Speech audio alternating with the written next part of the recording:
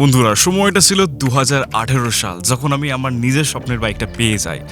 আর এই পেয়ে যাই মানে এটাই নয় যে আমি স্বপ্ন দেখেছিলাম, আমি ঠিক করেছিলাম বাইক কিনবো আর পেয়ে গেছি। ওই যে বলে না, সময় যদি তোমার সাপোর্টে না থাকে তাহলে তুমি যাই করো না কেন, তুমি কোনোদিন নিজের ওই প্রিয় জিনিসটা তুমি পাবে না। অনেক অপেক্ষা করতে হয়, তারপর হয়তো আমরা অনেক কিছু ফেস করার পর আমরা নিজের পছন্দের জিনিস পেয়ে থাকি। আর আমি জানি তুমি যখন নিজের বাইক বা নিজের স্বপ্নের জিনিস পেয়েছো বা এখন হয়তো পাওনি, অনেকে আছো তারা হাল ছেড়ে দিয়েছো, অনেক কিছু ফেস করছো, তোমরা এখনও ফ্যামিলি সিচুয়েশন হয়তো ফেস করছো, হয়তো অনেক রকম ফাইন্যান্সিয়াল সমস্যা তোমাদের সাথে আছে। বাট আমি জানি যে আমি যখন এই বাইকটাকে চেয়েছিলাম আমি অনেক প্রবলেমসের মধ্যে ছিলাম। 2018 সালে আমি বাইকটা কিনেছি, তার মানে এটা নয় যে 2018 সালে আমি পেয়ে গেছি। আমি এটার স্বপ্ন গত 3 বছর ধরে দেখেছি, আর প্রত্যেক 3 বছরে আমি শুধু এটাই ভেবে গেছি যে কবে আমার স্বপ্নের বাইক আমার সাথে থাকবে। আমি যে ভুলগুলো করেছি তোমরা কোনোদিন করবে না। নিজের পছন্দের জিনিস কেনার আগে আমি যে ভুলটা করেছিলাম, আমি তখন ছোট ছিলাম, মানে আমি 18 বছরের বয়সের মধ্যে ছিলাম, আমি দুনিয়াকে বড় ভালো ভাবতাম।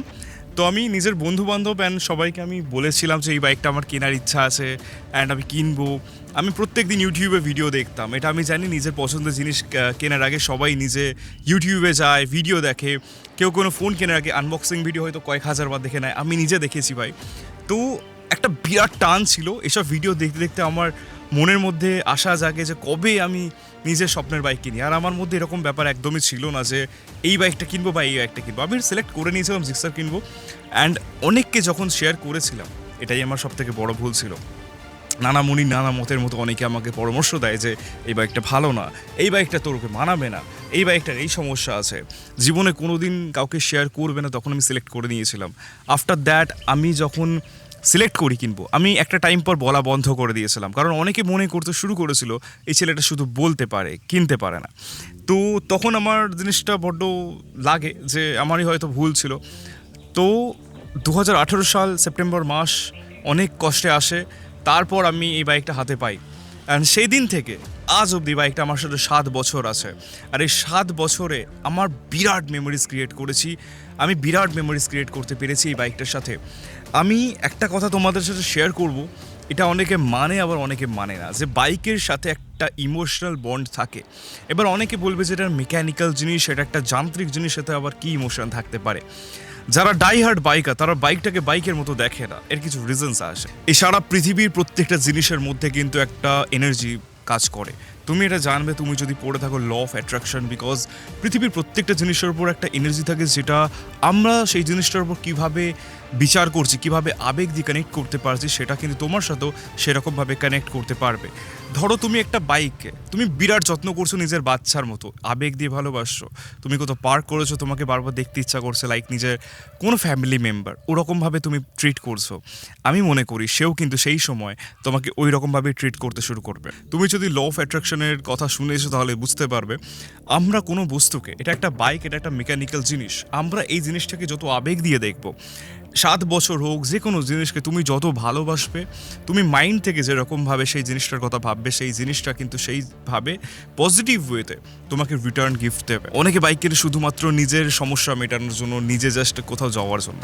বাট আমরা বাইক কেনার পর আমরা বাইকটাকে বাচ্চার মতো ভালোবাসি, আমরা বাইকটাকে প্রত্যেক সময় কেয়ার করি, ছোট থেকে ছোট জিনিস আমরা কেয়ার করি। দ্যাটস ওয়াই আমি এটা রিয়েলাইজ করি যে আজকে থেকে 7 বছরে আমার সাথ অনেকে ছেড়ে দিয়েছে। অনেকে আছে যে নিজের দরকারে আমাকে চেয়েছে, অনেকে আছে যে নিজের অকাত দেখিয়ে চলে গেছে। বাট এই একটা জিনিস, হয়তো সেটা বস্তু, বাট 7 বছরে এমন অনেক সিচুয়েশান আছে। এখন নেই, আমি অনেক গাড়ি আসতে চালাই, একটা সময় ছিল যখন আমরা প্রচণ্ডভাবে রক্ত গরম ছিল অ্যান্ড নোংরা থেকে নোংরাভাবে গাড়িটা চালিয়েছি। বন্ধুর সাথে রেস থেকে শুরু করে হাইওয়েতে দুটো লরির মাঝখান দিয়ে বের করে দিচ্ছি। এমনও হয়েছে 100+ স্পিডে, আমার এই বন্ধু যে রেকর্ড করেছে সে জানে, 100+ কিলোমিটার/আওয়ার স্পিডে আমার গাড়ি টায়ার বাস্ট করে যায়। সেই স্পিডেও গাড়ি কিন্তু মেনটেন ছিল। অনেক সিচুয়েশান, অনেক খারাপ সিচুয়েশান আমি গাড়িটা নিয়ে গেছি, অনেক সময় আমি সার্ভিস করতে পারিনি, তাও কিন্তু এই বাইকটা আমার সাথ ছাড়েনি।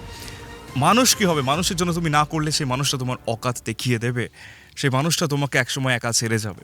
বাট এই বাইক কিন্তু তোমাকে একা ছাড়বে না। ওই রকম সময় 18 বছর বয়সে নিজের স্বপ্নের বাইক পাওয়ার যে খুশিটা, শুধু সেই দিনকে ছিল এটা বলছিলাম, স্টিল এখন আমি খুব খুশি। আমি কোনোদিন রিগ্রেট করিনি যে আমি একটা ভুল চয়েস করেছি বলে।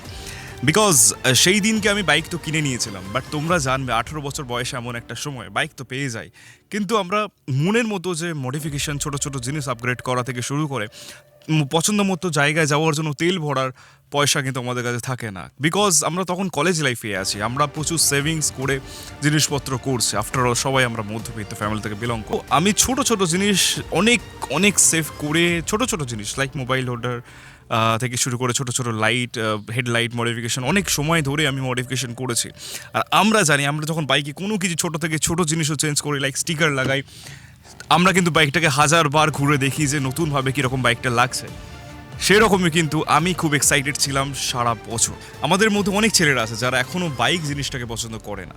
আমি একটা জিনিস বলতে চাই, আমরা যারা সারাদিন বাইক করি, আমরা বাইককে এত ভালোবাসি কেন? একটা ছেলের জীবনে কিন্তু প্রচুর কষ্ট থাকে, আর একমাত্র বাইক আছে যে কষ্টগুলো থেকে আমাদের ওভারকাম করতে সাহায্য করে। আর আমি এটা মনে করি যে আমরা ছেলেরা প্রত্যেক সময় ফ্যামিলি অ্যান্ড সবার জন্য অ্যাডজাস্ট করতে করতে, ত্যাগ করতে করতে একটা সময় নিজের শখকে ভুলে যায়।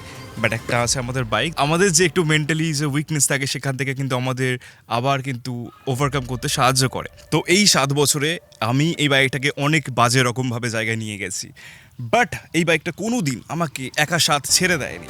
অনেক মানুষ, অনেকে আছে যারা ওই রকম সিচুয়েশনে তোমাকে একা ছেড়ে চলে যাবে, যেখানে এই বাইকটার প্রচণ্ড কষ্ট হচ্ছে, আমি ফিল করতে পারছি। সেই সিচুয়েশনে এই বাইকটা আমাকে কষ্ট না দিয়ে আমাকে বাড়ি পর্যন্ত নিয়ে এসেছে। অ্যান্ড আমি এটা মনে করি যে আমি যেভাবে ভালোবেসেছি সেই বাইকটাও কিন্তু আমাকে ভালোবেসেছে। আর জীবনের প্রথম বাইকের কোনো অল্টারনেটিভ অপশন হয় না। তুমি বাইকটাকে যেরকমভাবে দেবে সেই বাইকটাও কিন্তু আমাকে সেরকমভাবে দেবে। শুধু ভালোবাসা, অন্য কিছু ভেবো না। আমি বাইকটা নিয়ে প্রচণ্ড কর্নার প্র্যাকটিস করেছি, আমাকে কোনো দিন কর্নারে আমাকে ফেলে দেয়নি। অ্যান্ড এই বাইকটাকে আমি অনেক রকমভাবে মডিফাই করার চেষ্টা করেছি, অনেক কিছু খুলে দিয়েছি। অ্যান্ড এখন যে সিচুয়েশনে তোমরা বাইকটাকে দেখতে পাচ্ছ, এই বাইকটা একটু ইউনিক ডিজাইন আমি ক্রিয়েট করার চেষ্টা করেছি।